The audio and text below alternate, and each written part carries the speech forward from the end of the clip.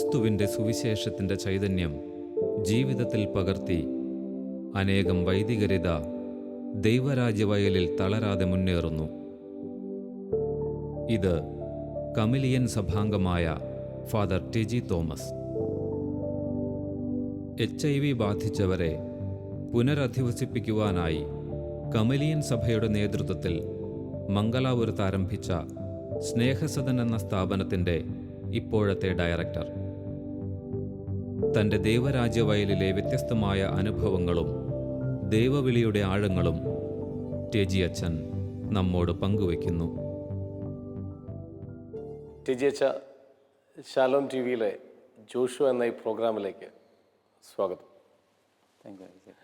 Father Teji Thomas അല്ലേ? അതെ. അച്ഛൻ കമിലസ് സഭാംഗമാണ്. അതെ, കമിലസ് സഭാംഗമാണ്. അച്ഛൻ്റെ വീട്ടുപേര്? എൻ്റെ ആനിക്കാട്ട് വയലിൽ നിന്നാണ്. ആനിക്കാട്ട് വയലിൽ. വീട് എവിടെയാ അച്ഛാ? കാസർഗോഡ് ജില്ലയിൽ വെള്ളരിക്കുണ്ട് എന്ന് പറയുന്ന സ്ഥലത്താണ്. വെള്ളരിക്കുണ്ട്. അച്ഛൻ ഇപ്പോൾ എവിടെയാണ്? അച്ഛൻ്റെ ഏത് ഹൗസിലാണ്? എവിടെയാണ് അച്ഛനുള്ളത്? ഇപ്പോൾ മംഗലാപുരത്ത് ഒരു 18 കിലോമീറ്റർ അകലെയായിട്ട് ഞങ്ങൾക്ക് സ്നേഹസദൻ സെയിൻറ്റ് കമിലസ് കെയർ ഹോം ഒരു ഭവനമുണ്ട്.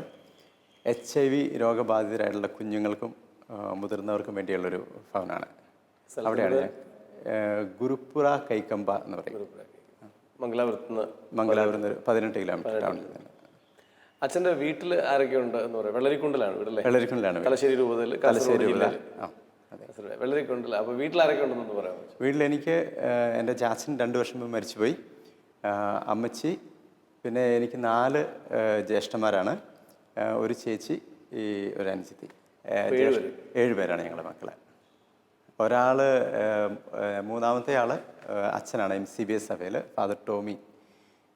അച്ഛനും കഴിഞ്ഞൊരു 10-21 വർഷങ്ങളായിട്ട് ജർമ്മനി ജോലി ചെയ്തുകൊണ്ടിരിക്കുന്നു. ബാക്കി മറ്റെല്ലാവരും വിവാഹിതരാണ്. എല്ലാവർക്കും 2-3 പിള്ളേരുണ്ട്.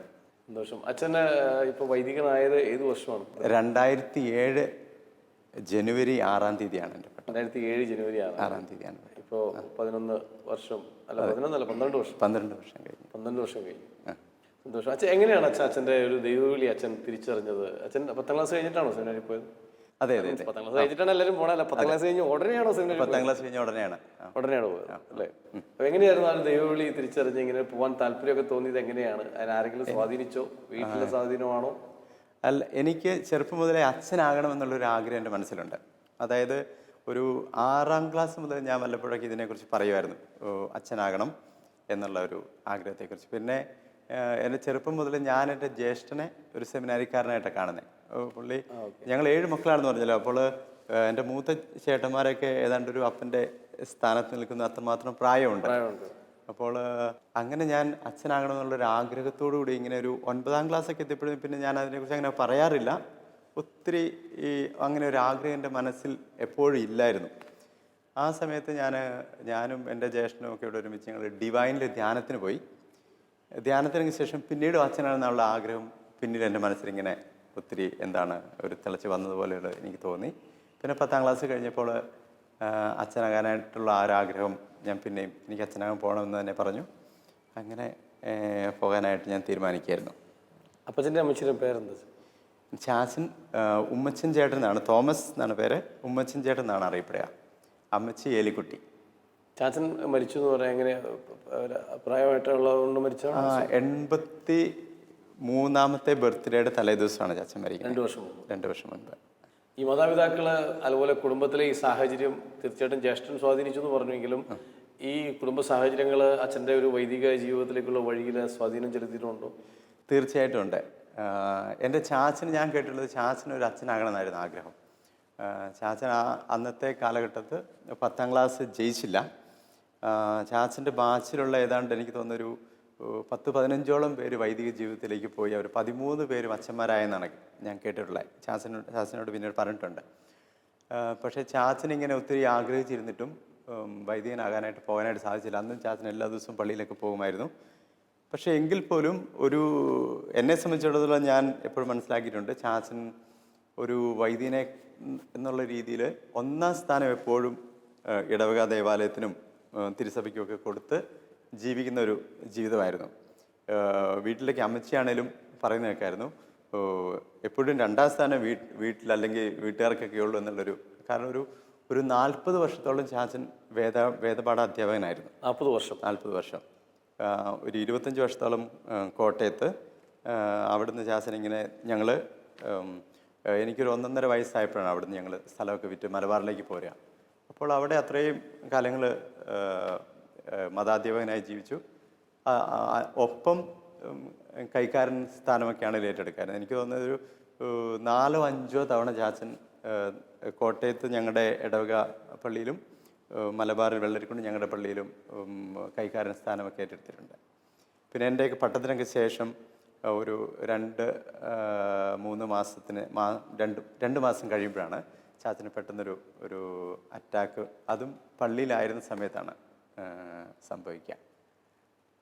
അച്ഛനാവാൻ പറ്റിയില്ലെങ്കിലും ഒരു അച്ഛനെ പോലെ ജീവിച്ച ഒരാളാണ് അല്ലേ? എല്ലാ അർത്ഥത്തിലും പള്ളിയോട് ചേർന്ന് എല്ലാ വിധത്തിലും. അതിനേക്കാൾ മനോഹരമായ കാര്യം 2 മക്കളെ അച്ഛനാക്കാൻ പറ്റിയല്ലോ അല്ലേ? 2 മക്കളെ വൈദിക ജീവിതത്തിലേക്ക് വന്നു എന്ന് പറയുന്ന ചാച്ചന് ഇന്ന് സുഖത്തിലിരുന്ന് ഏറ്റവും സന്തോഷിക്കുന്നതും നിങ്ങൾക്ക് വേണ്ടി ഏറ്റവും പ്രാർത്ഥിക്കുന്നതും ചാച്ചനായിരിക്കും. അതെ എന്ന് ഞാൻ വിശ്വസിക്കുന്നു. അമ്മയെക്കുറിച്ച് എന്തെങ്കിലും പറയാനായിട്ട്? എൻ്റെ ഓർമ്മയിൽ അമ്മച്ചി ഇങ്ങനെ പ്രാർത്ഥന കൂട്ടായ്മകളിലൊക്കെ പോകുന്നതൊക്കെയായിട്ട് ഞാൻ ഓർക്കുന്നുണ്ട്. ആദ്യ കാലഘട്ടങ്ങളിൽ ചാച്ചൻ അമ്മച്ചിയുടെ ഒപ്പം പോകാറില്ലായിരുന്നു. പക്ഷെ പിന്നീട് ചാച്ചനും പോയി തുടങ്ങി. ഇങ്ങനെ ഉപവാസം ഇങ്ങനെയുള്ള കാര്യങ്ങളൊക്കെ ചാച്ചൻ അവർ 2 പേരും ഒരുമിച്ച് ചെയ്യുന്നതൊക്കെ ഞാൻ കണ്ടിട്ടുണ്ട്. പിന്നീട് 2 പേരും ഒരുമിച്ച് എല്ലാ ദിവസവും ദിവ്യബലിയിൽ പങ്കെടുത്ത് തിരിച്ചു വരുന്ന ഒരു കാഴ്ച. പിന്നെ ചേട്ടൻ, ഞാൻ സെമിനാരിയിൽ ചേരുന്നത് 92-ലാണ്. 92-ൽ എൻ്റെ ചേട്ടൻ്റെ പട്ടമായിരുന്നു. സെമിനാരിയിൽ ഞാൻ മാനന്തവാടിയിൽ സെമിനാരിയിൽ ചേർന്നു. അപ്പോൾ ആ ഡിസംബർ മാസമാണ് ചേട്ടൻ പട്ടം സ്വീകരിക്കുക. അന്ന് മുതൽ ഈ പുരോഹിതർക്ക് വേണ്ടിയുള്ള പ്രാർത്ഥന എല്ലാ ദിവസവും ചാച്ചൻ അമ്മച്ചി ഈ കുടുംബ പ്രാർത്ഥനയിൽ ചേർക്കും. ഒന്നെങ്കിൽ അവർ പ്രാർത്ഥനയായിട്ടത് ചെല്ലും, അല്ലെങ്കിൽ അത് നിത്യപുരോഹിതനീശ എന്നുള്ള ആ ഒരു പാട്ട് ചാച്ചൻ തന്നെ പാടിത്തുടങ്ങും. അങ്ങനെ അവരുടെ ആ ഒരു പ്രാർത്ഥന ഞങ്ങളുടെ ജീവിതത്തിൽ അന്ന് തൊട്ട് വലിയൊരു ആധ്യാത്മിക ജീവിതത്തിൽ വലിയൊരു ബലമായിട്ട് എനിക്ക് തോന്നിയിട്ടുണ്ട്. സ്വാഭാവികമായിട്ടും വളരെ ആകാംക്ഷയോടുള്ളൊരു ചോദ്യം, എങ്ങനെ കമിലസ് സഭയിൽ എത്തിപ്പെട്ടു എന്ന് അറിയാൻ നമുക്ക് താല്പര്യമുണ്ട്. എനിക്ക് കമിലസ് സഭയെക്കുറിച്ച് ഒന്നും അറിയില്ലായിരുന്നു. ഞാൻ ഇങ്ങനെ അച്ഛനാകാൻ പോകണം, സെമിനാരിയിൽ പോകണം എന്നുള്ളൊരു ആഗ്രഹം വീട്ടിലെല്ലാവർക്കും തന്നെ അറിയായിരുന്നു. ചേട്ടനച്ഛനും അറിയായിരുന്നു. ഇപ്പോൾ ചേട്ടനച്ഛൻ ഡീക്കനാണ്. ചേട്ടനച്ഛൻ്റെ എനിക്ക് മിക്കവാറും ഒരു കൂട്ടുകാരനായിരിക്കണം. MSF സഭയിലുള്ള ഒരു ഡീക്കനെ വീട്ടിലേക്ക് പറഞ്ഞു വിട്ടു. അപ്പം ആ സമയത്ത് ഞാൻ വീട്ടിലില്ലായിരുന്നു. പക്ഷേ എൻ്റെ നേരെ ജ്യേഷ്ഠ സഹോദരൻ എനിക്ക് സെമിനാരിൽ പോകാൻ താല്പര്യമാണെന്നൊക്കെ പറഞ്ഞു ഫോമെല്ലാം ഫില്ല് ചെയ്ത് ചേട്ടൻ അങ്ങനെ പോകാനായിട്ട് താല്പര്യപ്പെട്ട ഫോമെല്ലാം ഫില്ല് ചെയ്ത് കൊടുത്തു. എന്നിട്ട് പിന്നീട് ഞാൻ ഈ ഒരു താല്പര്യം പറഞ്ഞപ്പോൾ 1-2 പേരെന്നെ നിരുത്സാഹപ്പെടുത്തി. എന്നാലും എൻ്റെ ചാച്ചനും അമ്മച്ചിയും ഒരിക്കലും നീ സെമിനാരിൽ പോകണ്ട എന്നൊന്നും പറഞ്ഞില്ല. നിൻ്റെ ഇഷ്ടം പോലെ എന്നേ മാത്രമേ പറഞ്ഞുള്ളൂ. എന്നിട്ട് ഞാൻ തന്നെ ഇങ്ങനെ സത്യദീപത്തിൽ ഈ കമിലസ് സെമിനാരിയെക്കുറിച്ച് ഇങ്ങനെ വായിച്ചറിഞ്ഞു. ഞാൻ അങ്ങോട്ടൊരു കത്തെഴുതി. അവരെനിക്ക് റിപ്ലൈ തന്നു.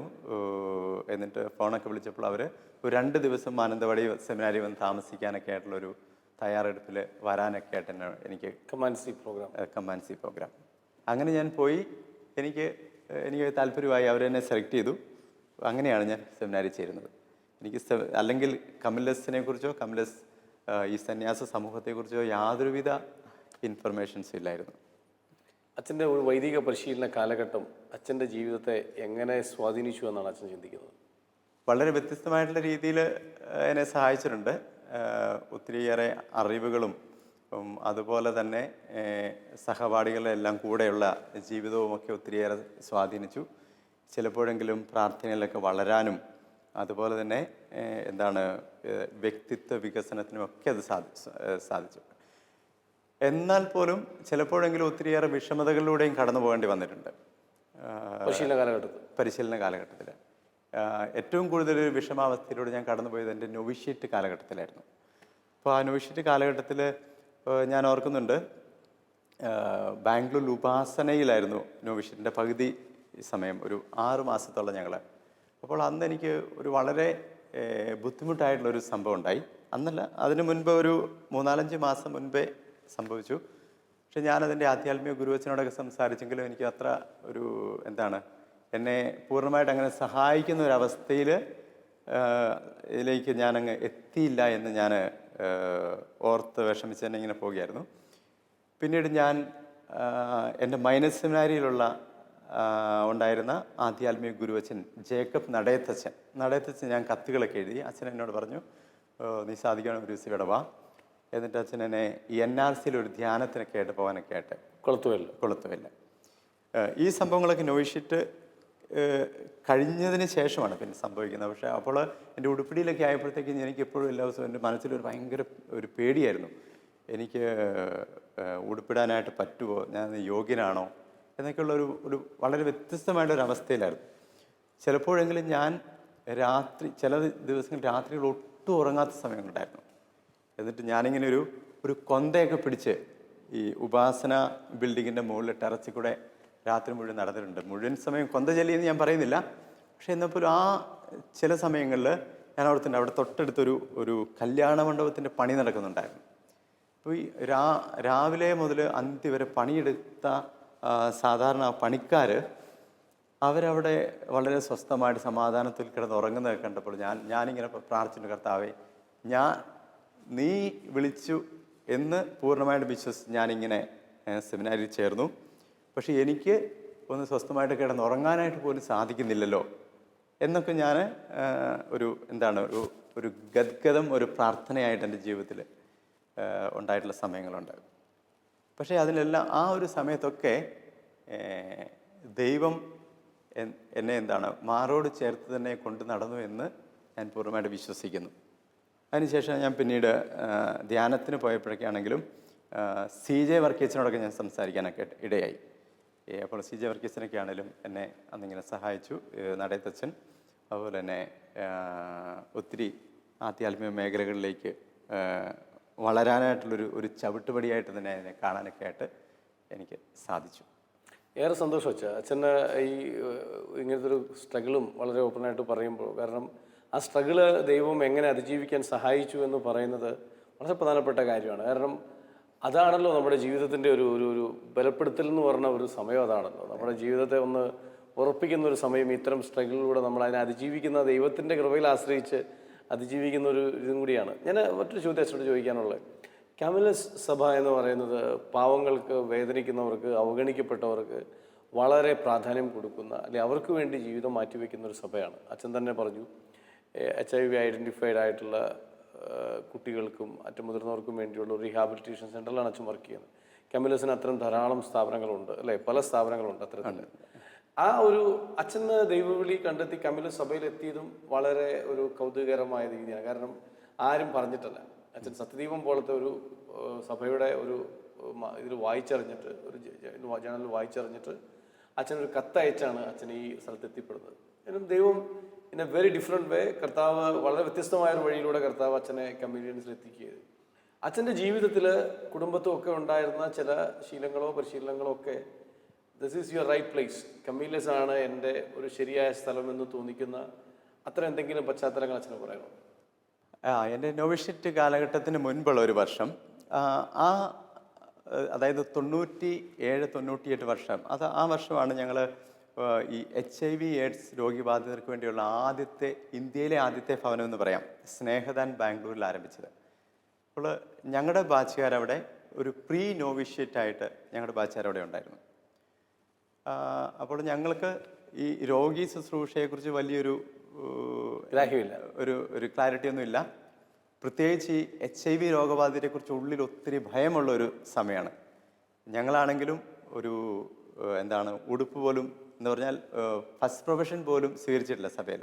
അപ്പോൾ ഞങ്ങളുടെ ഇടയിൽ തന്നെ ഒത്തിരി ഈ ചോദ്യങ്ങളും ഡിസ്കഷൻസൊക്കെ സംഭവിക്കുന്ന ഒരു സമയമായിരുന്നു. നമ്മളിങ്ങനെ ഈ രോഗികളെ ശുശ്രൂഷിച്ച് നാളെ HIV ബാധിതരായി കഴിഞ്ഞാൽ സഭയിൽ പോലും അംഗമായിട്ട് നമ്മളെ സ്വീകരിക്കില്ല എന്നൊക്കെയുള്ള രീതിയിൽ ഞങ്ങളുടെ അച്ഛന്മാരോടൊക്കെ തുറന്നങ്ങനെ പറയാനായിട്ടും ഞങ്ങൾക്കന്നൊരു തോന്നുന്നില്ലായിരുന്നു. പക്ഷേ ഞങ്ങൾ ക്ലാസ് എടുക്കാമെന്ന അമേരിക്കൻ പ്രോവിൻസിലെ ഒരു പ്രൊവിൻഷ്യൽ അച്ഛനോട് ഞങ്ങളിത് ഈ ഒരു കാര്യം പറഞ്ഞു. പിന്നീട് അതിനെക്കുറിച്ച് ഒത്തിരി ചർച്ചകളും ഞങ്ങൾക്ക് അതിനുവേണ്ടി വേണ്ട ഒരു ബോധവൽക്കരണ ക്ലാസ്സുകളും ഒക്കെ അച്ഛന്മാർ സംഘടിപ്പിച്ചു. അന്ന് എന്നിട്ട് ഞങ്ങളുടെ തന്നെ കൂടെ ഉണ്ടായിരുന്ന 2 അച്ഛന്മാരും ഇറ്റലിയിൽ നിന്നുള്ള എൻ്റെ ജീവിതത്തിൽ ഒരു മദർ തെരേസയെ പോലെ നല്ലൊരു കമ്മിറ്റ്മെൻ്റ് ഉള്ള ഒരു ബ്രദർ, ഇറ്റാലിയൻ ബ്രദറും ഉണ്ടായിരുന്നു. അപ്പോൾ അവരെപ്പോഴും ഞങ്ങളുടെ മുൻപിലുണ്ട്. അവർ ചെയ്യുന്നത് പോലെയൊക്കെയാണ് ഞങ്ങൾ തുടർന്ന് അങ്ങ് പോകുക. അവർ കുളിപ്പിക്കാനായിട്ട് ഞങ്ങളുടെ കൂടെ വരും. അതിനുശേഷം ടോയ്ലറ്റ് കഴുകാൻ, രോഗികളെ ശുശ്രൂഷിക്കാൻ, അവരുടെ മുറി വെച്ച് കിട്ടാനൊക്കെ ആയിട്ട് അവരും കൂടും. അപ്പോൾ അവർ ചെയ്യുമ്പോൾ ഞങ്ങളും അവരുടെ കൂടെ എല്ലാം അങ്ങനെ ചെയ്തു തുടങ്ങി. അപ്പോൾ പെട്ടെന്ന് അന്ന് ഇങ്ങനെ ഒരു രോഗിയെ ശുശ്രൂഷിച്ച് അവർ എന്താണ് ഇങ്ങനെ മലവിസർജനത്തിൻ്റെ എല്ലാ കൺട്രോളുകളും പോയിട്ടുള്ള രോഗികളെ കാണാം. ഒരു 5-6 പ്രാവശ്യമൊക്കെ അവരെ പോയി കഴുകി വൃത്തിയാക്കിയാലും പിന്നീട് ഒരു 10 അല്ലെങ്കിൽ 15 മിനിറ്റ് കഴിഞ്ഞ് ചെല്ലുമ്പോൾ ഇങ്ങനെ ആകെ എല്ലാം വൃത്തിഹീനമാക്കി, എന്താണ് ബെഡിനോട് ചേർന്നുള്ള ഭിത്തികളും എല്ലാം വളരെ മോശമായൊരവസ്ഥയിലാക്കിയിടുന്ന ഒത്തിരി പാർസി ഈ മതവിഭാഗക്കാരനായിട്ടൊരു വ്യക്തി. അപ്പോൾ അദ്ദേഹത്തിൻ്റെ അടുക്കൽ ഞാനത് ഒത്തിരി സമയം പോയി സംസാരിച്ചു. അങ്കിൾ എന്തുകൊണ്ടാണ് ഇങ്ങനെയൊക്കെ ചെയ്യുന്നത്? അപ്പോൾ അങ്കിൾ ഇങ്ങനെ പറഞ്ഞു, ചിലപ്പോൾ വളരെ മോശമായിട്ടുള്ള ഇംഗ്ലീഷ് ബാഡ് വേർഡ്സ് അദ്ദേഹം ഉപയോഗിക്കും, വളരെ മോശമായിട്ട് ഉള്ള. അപ്പോൾ അന്നിങ്ങനെ ഒരു പ്രാവശ്യം എന്നെ ഇങ്ങനെ വിളിച്ചു, my child, when I pass first or second call I feel very much discomfort, so I do all this എന്നിങ്ങനെ പറഞ്ഞു. അപ്പോൾ ഞങ്ങളന്ന് സെമിനാരിക്കാരാണ് എങ്കിലും പ്രീനോഷ്യലിലൊക്കെ ആണെങ്കിലും ഞങ്ങൾക്കന്ന് എന്താണ് ഇങ്ങനെ ക്രിക്കറ്റ് പോലെയുള്ള കളികൾ കണ്ടിരിക്കാനൊക്കെ വളരെ താല്പര്യം, എനിക്കും താല്പര്യമായിരുന്നു. അപ്പം ഇങ്ങനെ ആ ഒരു സമയത്ത് ഇങ്ങനെ ക്രിക്കറ്റ് കളിയൊക്കെ തുടങ്ങിക്കഴിഞ്ഞാൽ പലപ്പോഴും ഞങ്ങൾ ആരും തന്നെ വാർഡിലേക്ക് അങ്ങനെ ഒരു സ്ഥലത്തേക്ക് വരാനായിട്ട് മടിക്കും. അപ്പം ഞാൻ പെട്ടെന്ന് ഇങ്ങനെ ആ ഒരു വർഷം ഞാൻ ക്രിക്കറ്റ് കളി കാണൽ വേണ്ടാന്നങ്ങ് തീരുമാനിച്ചു. എന്നിട്ട് അങ്ങനെയാണ് ഞാൻ ഇങ്ങനെ TV ഹാളിൽ പോയിട്ട് അങ്ങനെ സ്ഥിരമായിട്ട് അവിടെ ഇരുന്ന് പിന്നെ ഒരിക്കലും ഇങ്ങോട്ട് വരാതിരിക്കുന്ന ഒരു അവസ്ഥയില്ലല്ലോ, ഉണ്ടാകില്ലല്ലോ എന്നൊക്കെ ഓർത്ത് അതിനുശേഷം ഞാൻ ക്രിക്കറ്റ് കളി കാണാനായിട്ട് ഇരുന്നിട്ടില്ല. അങ്ങനെയുള്ള ചില കാര്യങ്ങൾ പിന്നീട് അതുപോലെ തന്നെ ഈ സഹോദരൻ തന്നെ ഒരു പ്രാവശ്യം ഞാൻ കുളിപ്പിച്ചുകൊണ്ടിരിക്കുമ്പോഴാണ് പെട്ടെന്ന് പുറകോട്ട് പെട്ടെന്ന് ചാഞ്ഞു പോയി അദ്ദേഹം അവിടെ വീണ് കണ്ണൊക്കെ ഇങ്ങനെ പോകുന്നത് കണ്ടു. അച്ഛന്മാരെ കൂടെ ആശുപത്രിയിലേക്ക് കൊണ്ടുപോയി, സെൻറ്റ് ജോൺസ് മെഡിക്കൽ കൂടെ കൊണ്ടുപോയി. ഞാൻ ശേഷം ക്ലാസ്സിന് അറ്റൻഡ് ചെയ്യാനായിട്ട് പോയി. പിന്നെ ഉച്ചയ്ക്ക് വരുമ്പോൾ ഈ ബ്രദറിനെ പ്രത്യേകമായിട്ട് വിളിച്ച് പറഞ്ഞു, ഇപ്പോൾ ഈ അങ്കിള് വെന്റിലേറ്റർ കണക്റ്റഡ് ആണ്, വെന്റിലേറ്ററിൽ നിന്ന് മാറ്റി കഴിഞ്ഞാൽ എപ്പോൾ വേണമെങ്കിലും അങ്കിൾ മരിക്കാം. എന്നിട്ട് എന്നെ വിളിച്ച് പറഞ്ഞു, ടെജിയുടെ ഒരു കുഴപ്പം കൊണ്ടല്ല, പക്ഷേ ഡോക്ടർ പറഞ്ഞത് പെട്ടെന്നൊരു ബ്ലാക്ക് ഔട്ട്, അദ്ദേഹത്തിൻ്റെ ബ്രെയിനിൽ എന്തോ ഒരു ബ്ലാക്ക് ഔട്ട് സംഭവിച്ചു, അങ്ങനെയാണ് ഇദ്ദേഹം അങ്ങനെ വീഴാനായിട്ട് ഇടയായതെന്നൊക്കെ പറഞ്ഞു. പക്ഷെ അദ്ദേഹം പിയേഴ്സ് സോപ്പാണ് ഉപയോഗിച്ചുകൊണ്ടിരുന്നത്. അപ്പം പിന്നീട് ഈ പിയേഴ്സ് സോപ്പ് കാണുമ്പോഴോ അല്ലെങ്കിൽ അത് ഉപയോഗിക്കുമ്പോഴോ എനിക്ക് ഭയങ്കര ഒരു ബുദ്ധിമുട്ട്, ഒരു വിഷമത. പക്ഷെ പിന്നീട് ഒരു ധ്യാനത്തിനൊക്കെ പോയതിന് ശേഷം എനിക്ക് ആ ഒരു മേഖലയിൽ വലിയൊരു ഹീലിംഗ് ഉണ്ടായി. അപ്പോൾ അങ്ങനെയൊക്കെയുള്ള കുറേ ജീവിതാനുഭവങ്ങൾ എനിക്കുണ്ട്. അതുപോലെ തന്നെ ചിലപ്പോഴെങ്കിലും രോഗികൾ എന്താണ് അവരുടെ തന്നെ ബെഡേലിരുന്ന് നമ്മൾ അവർക്ക് ഭക്ഷണമൊക്കെ കൊടുത്ത അവസരങ്ങളിൽ അവരുടേതായിട്ടുള്ള ഒത്തിരി വിഷമതകൾ, അതായത് അവരുടെ പ്രിയപ്പെട്ടവരെല്ലാം HIV രോഗബാധിതരെ ഒരു കാലഘട്ടത്തിൽ എല്ലാവരും എന്താണ് വീടിൻ്റെ പടിക്ക് ഇറക്കി വിട്ട ഒരു അവസ്ഥയായിരുന്നു. സ്വന്തം അമ്മ പോലും സ്വന്തം മകനെ ഞാനൊരു സാമൂഹ്യ പ്രവർത്തകയാണ് എന്ന് പറഞ്ഞ് ഒരു സ്വന്തം മകനെ ഞങ്ങളുടെ ഹൗസിൽ കൊണ്ടുവിട്ട ഒരു അനുഭവമുണ്ട്. അപ്പം അങ്ങനെയുള്ള എല്ലാവരും ഉപേക്ഷിക്കപ്പെട്ട അവസാനം അവരുടെ ആഗ്രഹം എന്താണ്, അല്ലെങ്കിൽ എത്രമാത്രം എന്താണ് അവരുടെ ജീവിതത്തിൽ അവസാനം ഒരു ദൈവസ്നേഹം അനുഭവിക്കാനായിട്ട് പറ്റിയിട്ടുണ്ട് എന്നുള്ള കാര്യങ്ങളൊക്കെ പറഞ്ഞിട്ടുണ്ട്. അതൊക്കെ വലിയൊരു അനുഭവമായിട്ട് തോന്നിയിട്ടുണ്ട്. അച്ഛൻ്റെ 12 വർഷമായി അച്ഛൻ വൈദികനായിട്ട് അല്ലേ? നമ്മൾ മുമ്പ് പറഞ്ഞല്ലോ. 12 വർഷം അച്ഛൻ്റെ ശുശ്രൂഷകൾ ഏതൊക്കെ സ്ഥലങ്ങളിലാണ് കോൺഗ്രിഗേഷൻ അച്ഛനെ പ്ലേസ് ചെയ്തത്, എവിടെയൊക്കെയാണ്? ഇപ്പം മംഗലാപുരത്താണെന്ന് പറയുന്നത് പോലെ ഒന്ന് പെട്ടെന്നൊന്ന് ലിസ്റ്റ് ചെയ്ത്. ആദ്യം അച്ഛനെ ഉടനെ തന്നെ ഒരു 6 മാസം ഞാൻ നേഴ്സിംഗ് പഠനം കൂടെ കഴിഞ്ഞൊരു വ്യക്തിയാണ്. ഞാനൊരു നേഴ്സായിട്ട് ഞങ്ങളുടെ സ്നേഹദാൻ എന്ന് പറയുന്നത് ഞാൻ ആദ്യ യൂണിവേഴ്സിറ്റി കാലഘട്ടങ്ങളിലൊക്കെ ഉണ്ടായിരുന്ന ബാംഗ്ലൂരിലെ സ്നേഹദാൻ കർമ്മലാരമാണ്, അവിടെയായിരുന്നു. അതിനുശേഷം ഞാൻ മംഗലാപുരത്തെ ഇപ്പോൾ ഞാൻ ആയിരിക്കുന്ന ഈ ഭവനത്തിലേക്കായിരുന്നു, HIV രോഗബാധിതരുടെ തന്നെ ഒരു സെൻറ്റർ, അങ്ങോട്ടേക്കും. അവിടെ ഞാനൊരു 10 മാസം മാത്രമേ അവിടെ ഉണ്ടായിരുന്നുള്ളൂ. പെട്ടെന്ന് പ്രൊവിൻഷ്യൽ അച്ഛൻ പ്രാവശ്യം എന്നെ വിളിച്ചിട്ട് പറഞ്ഞു, ടെജി നീ മൈനസ് സെമിനാരിയിലേക്ക് പോകണം, ഇങ്ങനെ പിള്ളേരുടെ കൂടെ ഫോർമേഷൻ സഹായിക്കണമെന്നൊക്കെ പറഞ്ഞു. എനിക്കൊട്ടും താല്പര്യമില്ലായിരുന്ന ഒരു ഒരു അവസ്ഥയായിരുന്നു. മൈനസ് സെമിനാരി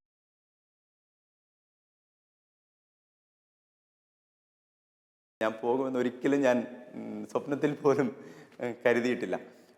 അങ്ങനെയുള്ളൊരു ചിന്ത മനസ്സിലേക്ക് വന്നിട്ടില്ല. പക്ഷെ പെട്ടെന്ന് അങ്ങനെ പോകാനായിട്ട് പറഞ്ഞപ്പോൾ എനിക്കും ഒട്ടും താല്പര്യമില്ലായിരുന്നു. പിന്നീട് ഞാനിങ്ങനെ ഒരു 2 ദിവസത്തോളം അതിനെക്കുറിച്ച് ഒത്തിരി എന്താണ് ആലോചിക്കുകയും ചോദ്യോത്തരങ്ങളൊക്കെ ചോദിക്കുകയൊക്കെ ചെയ്തു. അതിനുശേഷം ചേട്ടനച്ഛനാണേലും എന്നോട് പറഞ്ഞു, നമ്മുടെ സന്യാസ ജീവിതത്തിൽ അനുസരണം എന്നുള്ളത് നമ്മുടെ ഒരു വ്രതമാണ്, അത് നമ്മൾ അനുസരിച്ച് പോകുന്ന വഴിയായിട്ട് ദൈവം നമ്മളെ ഒത്തിരിയേറെ അനുഗ്രഹിക്കുമെന്നൊക്കെ പറഞ്ഞ് ഞാൻ അങ്ങോട്ട് കടന്നു വരാനിടയായി. പിന്നെയും ഞാൻ ഈ മംഗലാപുരത്തെ ഈ ഭവനത്തിലേക്കാണ് എന്നെ നിയമിച്ചത്. ഇപ്പോൾ കഴിഞ്ഞ 5 വർഷമായി മംഗലാപുരം ഈ സ്നേഹസദനിലാണ് ഞാൻ ഉള്ളത്. ഏറെ സന്തോഷം വെച്ചാൽ, കാരണം ഈ അച്ഛന് ദൈവം നടത്തുന്ന വഴികൾ, കാരണം ഫോർമേഷനിൽ തിരിച്ചു പോയി എന്ന് പറയുമ്പോൾ അച്ഛൻ പറഞ്ഞാൽ ഒരിക്കലും പോകാൻ ആഗ്രഹിച്ചിരുന്നല്ല എന്ന് പറയുമ്പോഴും, പക്ഷെ ദാറ്റ്സ് സോ ഇമ്പോർട്ടൻ്റ് അല്ലേ? നമ്മൾ ആ ഫോർമേഷനിൽ മറ്റുള്ളവരെ സഹായിക്കാൻ പറ്റുകയും അവരെയും നമ്മളുടെ ഈ ഒരു ഇതിൽ ദൈവം അവരെ ഫോം ചെയ്യുന്നതിന് അച്ഛനെ ഉപയോഗിക്കുകയും ചെയ്യുന്നു എന്ന് പറയുന്നത് വളരെ വളരെ പ്രധാനപ്പെട്ട ഒരു കാര്യം തന്നെയാണല്ലോ. അച്ഛൻ, ഞാൻ എൻ്റെ ഒരു ചോദ്യം ഒന്ന്, ഈ ഇത്തരത്തിലുള്ള ആളുകളുടെ ഇടയിലുള്ള ശുശ്രൂഷയാണ് അച്ഛൻ ഇപ്പോൾ ചെയ്തുകൊണ്ടിരിക്കുന്നത്. അത്തരം ശുശ്രൂഷകൾ അച്ഛൻ്റെ ജീവിതത്തിൻ്റെ ഒരു പൗരോഹിത്യ ജീവിതത്തെ, ആ ഒരു വിളിയെ എങ്ങനെ ബലപ്പെടുത്തുന്നു, സഹായിക്കുന്നു എന്ന് അച്ഛൻ പറയാൻ പറ്റും? പൗരോഹിത്യ ജീവിതത്തെ എന്നെ ഒത്തിരി ബലപ്പെടുത്തുന്നു എന്ന് പറഞ്ഞാൽ ആധ്യാത്മികമായിട്ടും അതുപോലെ തന്നെ ശാരീരികമായിട്ടും മാനസികമായിട്ടും ഒക്കെ ഒരു വ്യക്തിയെ സഹായിക്കാനായിട്ട് പറ്റുന്ന ഒരു ഒരു ഒരു മിഷനാണ് ഞങ്ങളുടേത്. അപ്പം ഒരു വ്യക്തി ഏറ്റവും അധികം വേദന അനുഭവിക്കുക ഒരു രോഗാവസ്ഥയിലൂടെ കടന്നു പോകുന്ന ഒരു സമയമാണെന്ന് ഞാൻ മനസ്സിലാക്കി. അതായത് ഒരുപക്ഷെ മറ്റുള്ളവരിൽ നിന്നുള്ള തിക്താനുഭവങ്ങൾ ആ സമയത്താണ് ഒത്തിരി അവർ കയറി അതിനെക്കുറിച്ച് ഒത്തിരി നൊന്ത് ജീവിക്കുന്ന ഒരവസ്ഥ, ഒത്തിരി കുറ്റബോധങ്ങളിലൂടെ കടന്നു പോകുന്ന ഒരവസ്ഥ. അപ്പോൾ അവരുടെ കൂടെ നമ്മൾ അല്പസമയമെങ്കിലും ഒന്ന് ചെലവഴിക്കാനായിട്ട് സാധിക്കുക, അല്പമെങ്കിലും അവരോടൊന്ന് സംസാരിക്കുക, അല്പസമയമെങ്കിലും അവർക്ക് വേണ്ടി ഒന്ന് പ്രാർത്ഥിക്കുക. ചിലപ്പോഴെങ്കിലും ഇങ്ങനെ രോഗികളുടെ അടുക്കൽ ഒരു കുമ്പസാരം കേൾക്കാനായിട്ടോ ഒക്കെ പോകാനായിട്ട് സാധിക്കുന്ന ഒരവസ്ഥ, അതൊക്കെ എൻ്റെ ജീവിതത്തിൽ വലിയ ഒരു ഈ പൗരോഹിത്യ ജീവിതത്തിൻ്റെ ഒരു സംതൃപ്തി പറഞ്ഞിട്ടുള്ള നിമിഷങ്ങളാണ്. അതാണ് എനിക്ക് തോന്നിയിട്ടുള്ളത്. അച്ഛനെ എന്തെങ്കിലും അത്തരത്തിലുള്ള